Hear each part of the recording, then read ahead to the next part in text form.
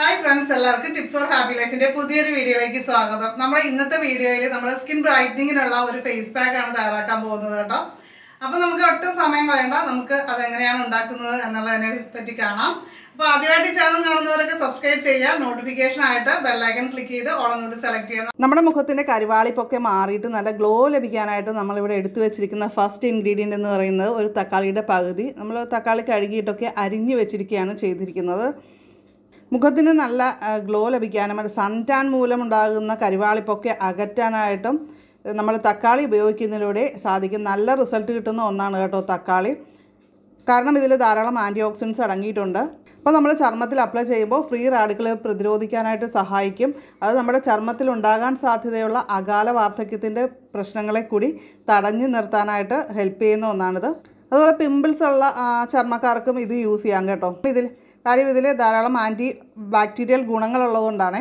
അടുത്തായിട്ട് നമ്മൾ എടുത്തു വെച്ചിരിക്കുന്ന ഒരു തണ്ട് മുരിങ്ങയിലയാണ്. ഇത് നമ്മുടെ വീട്ടുമുറ്റത്തൊക്കെ ഉണ്ടാകുന്ന സംഭവങ്ങൾ തന്നെയാണ് നമ്മളിതിൽ കൂടുതൽ ഉപയോഗിച്ചിരിക്കുന്നത്. എല്ലാവർക്കും യൂസ് ചെയ്യാൻ പറ്റിയതാണ് കേട്ടോ.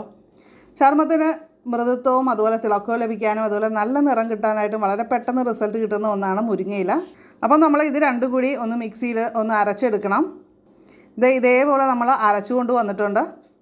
തൈര് നല്ലൊരു ക്ലെൻസറാണ്. അതേപോലെ തന്നെ തൈര് നമ്മുടെ മുഖത്ത് അപ്ലൈ ചെയ്യുന്നത് വഴി ചർമ്മത്തിന് നല്ല നിറം ലഭിക്കാനായിട്ട് സഹായിക്കും.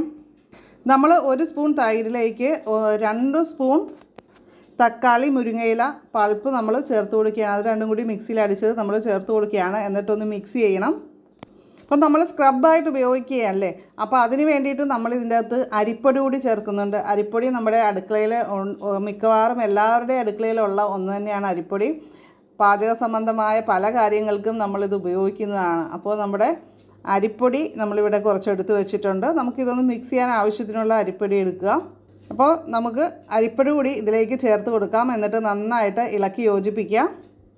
നിറം വർദ്ധിപ്പിക്കാനായിട്ട് ഏറ്റവും എളുപ്പത്തിൽ നമുക്ക് വീട്ടിലുള്ള സാധനങ്ങൾ ഉപയോഗിച്ച് ചെയ്യാൻ പറ്റുന്ന ഒരു ഫേസ് പാക്കാണ് ഇത്. നമുക്ക് സ്ക്രബായിട്ട് യൂസ് ചെയ്യാം കേട്ടോ.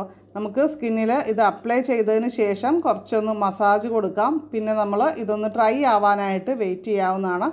ഞാനിത് കുളിക്കുന്നതിന് മുമ്പാണ് അപ്ലൈ ചെയ്യുന്നത്.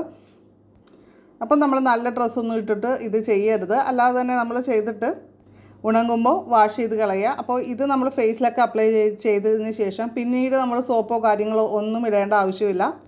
ഫേസ് വാഷിനും സോപ്പിനും പകരമായിട്ട് നമുക്ക് കുളിക്കുന്നതിന് മുമ്പ് ഈ ഒരു പാക്ക് നമുക്ക് യൂസ് ചെയ്യാം. നന്നായിട്ട് മസാജ് ചെയ്ത് സ്ക്രബായിട്ട് യൂസ് ചെയ്യുന്നത് ആഴ്ചയിൽ 1-2 പ്രാവശ്യം മാത്രം നമ്മൾ ചെയ്താൽ മതി. ഫസ്റ്റ് യൂസ് ചെയ്യുമ്പോൾ നിങ്ങളൊന്ന് അലർജി ടെസ്റ്റ് ചെയ്യുക, അതായത് ഒരു പാച്ച് ടെസ്റ്റ് ചെയ്യുക.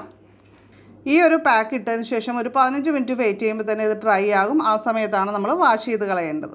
അപ്പോൾ അടുക്കളയിൽ കറിയൊക്കെ വെക്കാനായിട്ട് തക്കാളി എടുക്കുമ്പോൾ ബാക്കി വരുന്ന കുറച്ച് തക്കാളി കൊണ്ടാണെങ്കിൽ നമുക്കിത് ചെയ്യാം.